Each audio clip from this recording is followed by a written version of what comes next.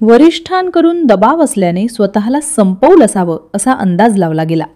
पण त्यानंतर डॉक्टर मुंडे यांच्या हातावर लिहिलेला मजकूर पुढे आला. त्यात थेट पोलीस अधिकाऱ्यांनी अत्याचार केल्याचा, त्रास दिल्याचा आरोप करण्यात आला होता.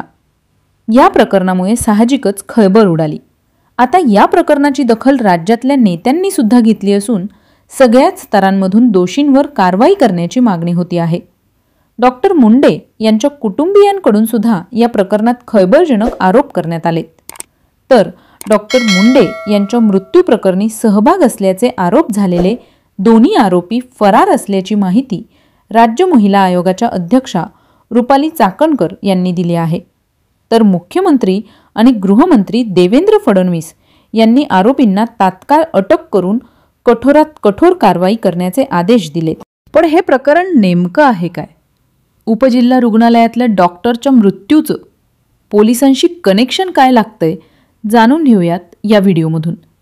नमस्कार, मी ममी चानी. तुम्ही पाहताय क्राईम रहस्य.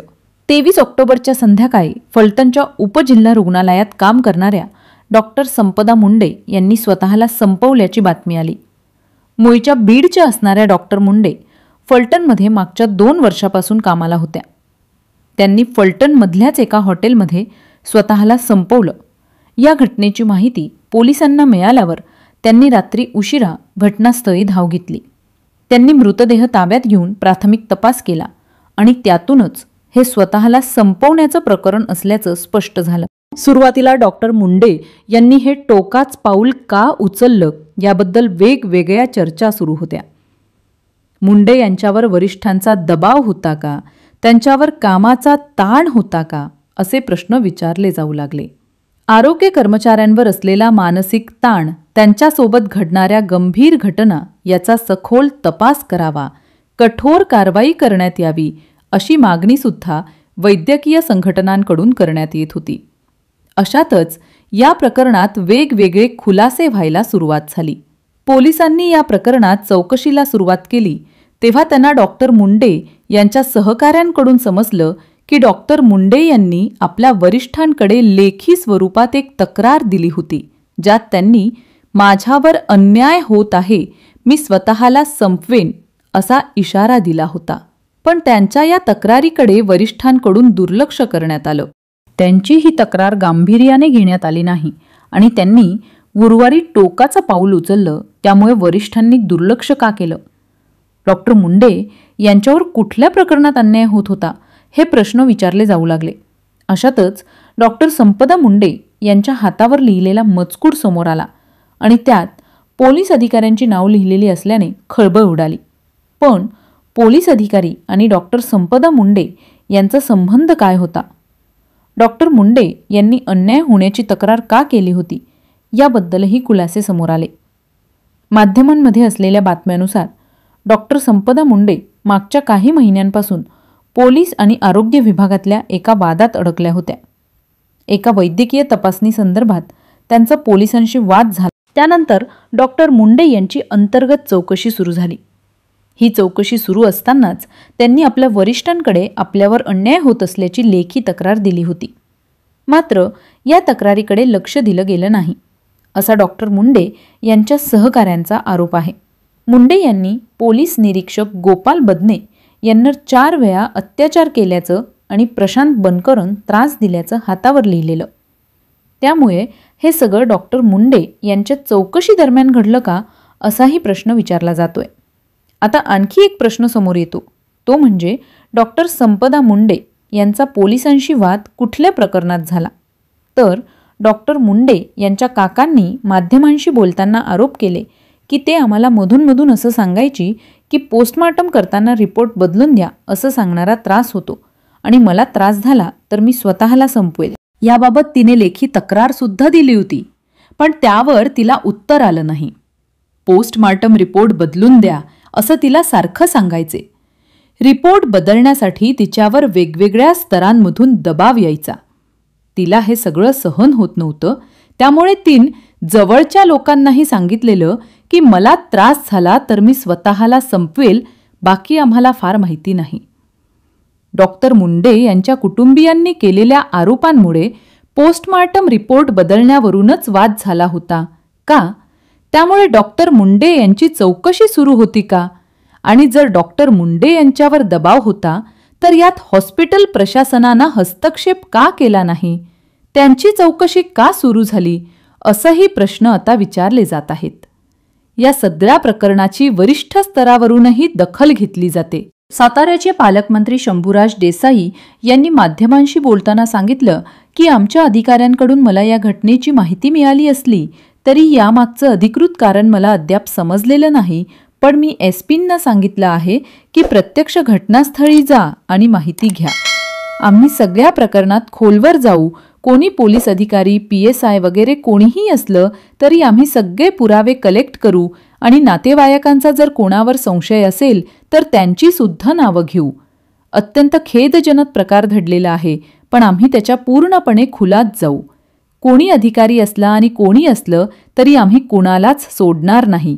तर राज्याचे गृहराज्यमंत्री पंकज भोयर यांनी माध्यमांशी बोलताना सांगितलं की ही घटना निंदनीय असून वरिष्ठ अधिकाऱ्यांकडून तातडीने चौकशी करून अहवाल प्राप्त होताच.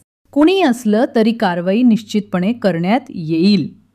जे दोषी असतील त्यांची खैर नाही. या प्रकरणाची चौकशी करण्यासाठी घटनास्थळी एका महिला पोलीस अधिकाऱ्याला पाठवण्यात आला आहे. कुठलाही पुरावा सुटणार नाही याची काळजी घेतली जाईल. या महिला डॉक्टरांनी आधी तक्रार दिली होती, त्याच्यावर कारवाई का झाली नाही याचीही चौकशी करण्यात येईल.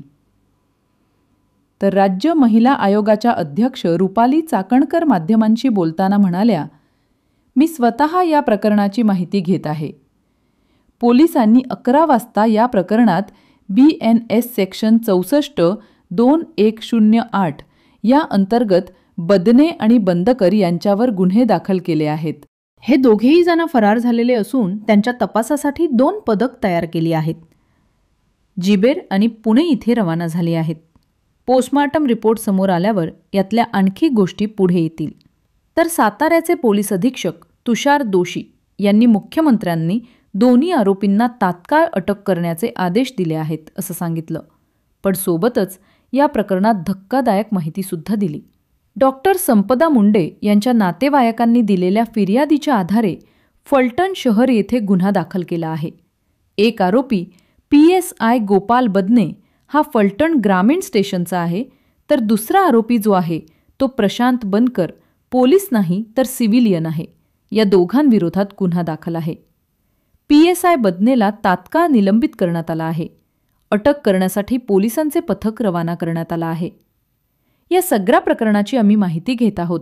कुठला दबाव असेल तर ते तपासात समोर येईल. गोपाल बदने याची गुन्हेगारी पार्श्वभूमी आहे का, कुठल्या तक्रारी आहेत का याचा सुद्धा तपास केला जाईल. पीडिता ही आरोपी प्रशांत बनकरच्या वडिलांच्या घरी भाड्याने राहायला होती अशी माहिती सुद्धा तुषार जोशी यांनी दिली आहे. या सगळ्या प्रकरणात डॉक्टर मुंडे यांच्या आत्या भावाने सुद्धा काही गंभीर आरोप केलेत. त्यांच्या आरोपानुसार 2 वर्षांपासून सून ती फलटणच्या उपजिल्हा रुग्णालयात मेडिकल ऑफिसर म्हणून काम करत होती. पण मागच्या वर्षभरापासून तिला पोलीस आणि राजकीय नेत्यांचा दबाव येत होता की त्यांच्या म्हणण्यानुसार त्यांना हवा तसा पोस्टमार्टम रिपोर्ट द्यायचा. हॉस्पिटलमध्ये न येताच फिट किंवा अनफिट असल्याचा रिपोर्ट द्यायचा असा दबाव तिच्यावर होता. तिची बहीण सुद्धा मेडिकल ऑफिसर आहे. तिला तिने सांगितलं होतं की सारखी पोस्टमार्टमची ड्युटी लागते. सारखा दबाव येतो. राजकीय नेत्यांच्या 2 PNचे फोन आले होते. पोलिसांकडून त्रास सुरू होता. तिने गुन्हा दाखल करण्याची मागणी केली होती. तिने RTI सुद्धा टाकला होता, पण तिला कोणताही प्रतिसाद मिळाला नाही. आमची एवढीच मागणी आहे, आमच्या बहिणीला न्याय द्यावा. पीडित डॉक्टर महिलेच्या भावाने थेट राजकीय नेत्यांचे लागे बांधले असल्याचे आरोप केल्याने या प्रकरणाला वेगळं वळण लागण्याची शक्यता वर्तवण्यात येते. आता या महिला डॉक्टरसोबत नेमकं काय घडलं होतं, चौकशी कुठल्या वादातून सुरू होती आणि टोकाच पाऊल उचलण्यामागे नेमका कोणाचा आणि काय त्रास होता हे तपासातून स्पष्ट होणार आहे. या घटनेबद्दलची तुमची मत आणि प्रतिक्रिया कमेंट करून नक्की सांगा. माहितीपूर्ण व्हिडिओज पाहण्यासाठी क्राईम रहस्य चॅनलला सबस्क्राईब करायला विसरू नका.